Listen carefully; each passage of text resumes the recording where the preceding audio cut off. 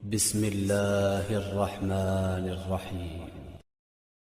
بسم اللہ الرحمن الرحیم۔ اللہم صلی علی محمد و آل محمد۔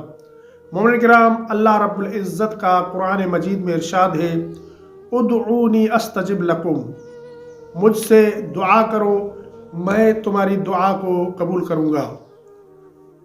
اس آیت کریمہ کو پڑھنے کے بعد بعض اوقات بعض مومنین آ کر ہم سے سوال پوچھتے ہیں کہ ہم سالوں سے اپنی حاجات کے لیے اللہ رب العزت کی بارگاہ میں دعا کر رہے ہیں، لیکن ہماری دعا قبول نہیں ہوتی۔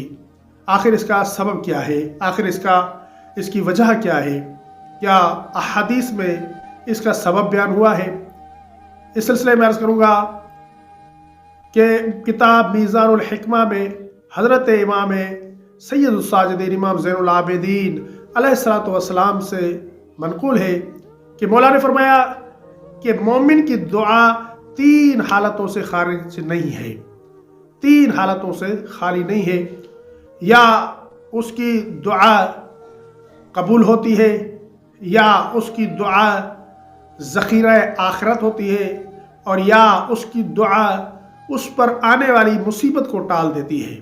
تو اس سے معلوم ہوتا ہے کہ بعض اوقات دعا قبول ہو جاتی ہے، ہم دعا کرتے ہیں اللہ دعا کو قبول کر دیتا ہے، اور بعض اوقات ہماری دعا قبول نہیں ہوتی بلکہ ذخیرہ آخرت ہوتی ہے، یعنی آخرت میں وہ دعا کام آئے گی۔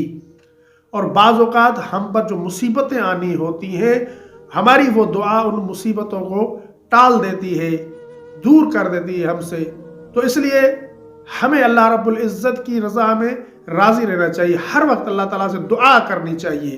ہم جو بھی دعا کریں گے اس کا فائدہ ہمیں ضرور ہوگا، یا قبول ہو جائے گی، اگر قبول نہیں ہوتی تو ذخیرہ آخرت میں جب انسان کو کوئی چیز کام نہیں آئے گی، وہاں پر انسان کی دعا انسان کو کام آئے گی، آخرت کے لیے ذخیرہ بن جائے گی۔ یا انسان پر جو مصیبتیں آنی ہوگی، انسان پر جو پریشانیاں آنی ہوگی، اس کی وہ دعا ان پریشانیوں کو ختم کر دے گی۔